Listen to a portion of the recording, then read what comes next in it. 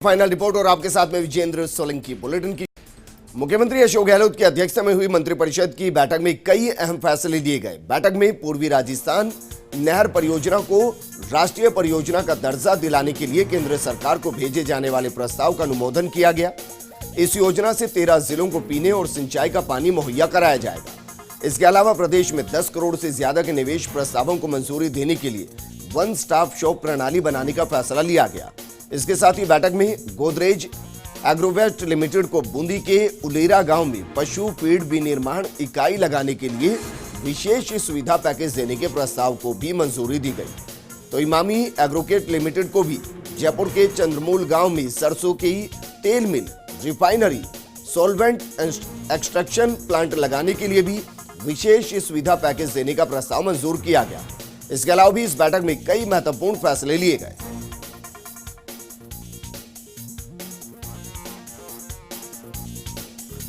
तो आज मंत्रिपरिषद की बैठक थी और मंत्रिपरिषद की बैठक में कई महत्वपूर्ण फैसले लिए गए, जिसका जिक्र हम कर रहे हैं। दरअसल इस बैठक के अंदर जो फैसले लिए गए उसमें सबसे महत्वपूर्ण जो फैसला है वो ये कि प्रदेश में 10 करोड़ से ज्यादा के निवेश प्रस्तावों को मंजूरी देने के लिए वन स्टॉप शॉप प्रणाली बनाने का फैसला लिया गया है। इसके साथ ही बैठक में गोदरेज एग्रोवेट लिमिटेड को बूंदी के उलेरा गांव में पशु फीड विनिर्माण इकाई लगाने के लिए विशेष सुविधा पैकेज देने के प्रस्ताव को मंजूरी दी गई। तो इमामी एग्रोकेट लिमिटेड को भी जयपुर के चंद्रमूल गांव में सरसों की तेल मिल, रिफाइनरी, सॉल्वेंट एक्सट्रैक्शन प्लांट बनाने के लिए विशेष सुविधा पैकेज देने का प्रस्ताव भी मंजूर किया गया।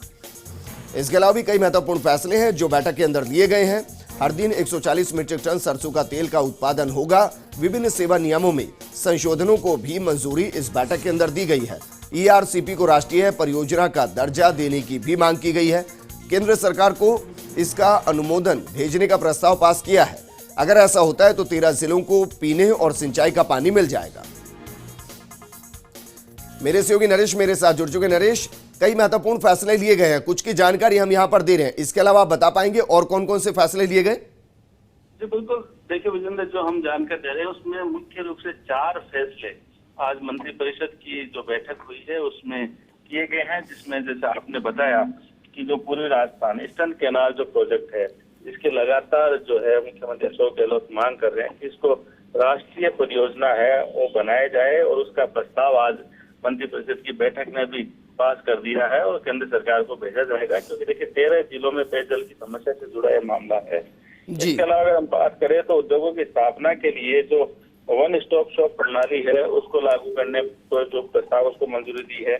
प्रदेश में 223 करोड़ के निवेश आएंगे विभिन्न तरीके से, उसको लेके भी जो है मंत्रिपरिषद में चर्चा हुई है।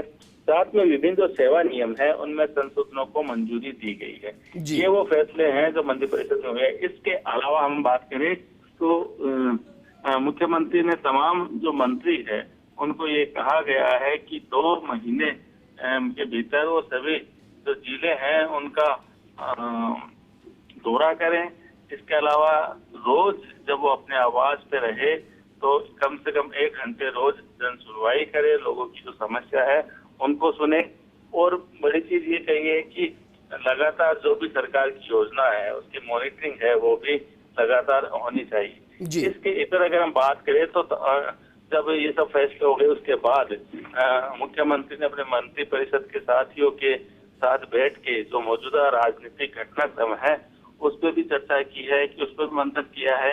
उन्होंने मंत्रियों को विश्वास दिलाया है कि सरकार को कोई खतरा नहीं है और सरकार पहले की तरह काम करती रहेगी, जनसेवा के लिए काम करती रहेगी। लेकिन साथ में ये भी कहा है कि सावचेत जो है वो बरती जानी चाहिए और किसी भी तरह के अगर कोई इनपुट मिलते हैं, जैसे पहले भी कहा गया था कि विपक्षी की तरफ से कोई इस तरह के षड्यंत्र में रचे जाते हैं या कोई किसी संपर्क किया जाता है तो उसकी सूचना तुरंत दे।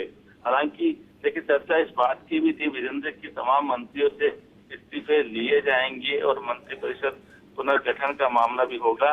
लेकिन ये बात तो 2 दिन पहले ही सभी मंत्री मुख्यमंत्री को कह चुके हैं कि वो जब चाहे तब मंत्रिपरिषद का पुनर्गठन कर सकते हैं। इसके लिए वो अधिकृत कर चुके हैं।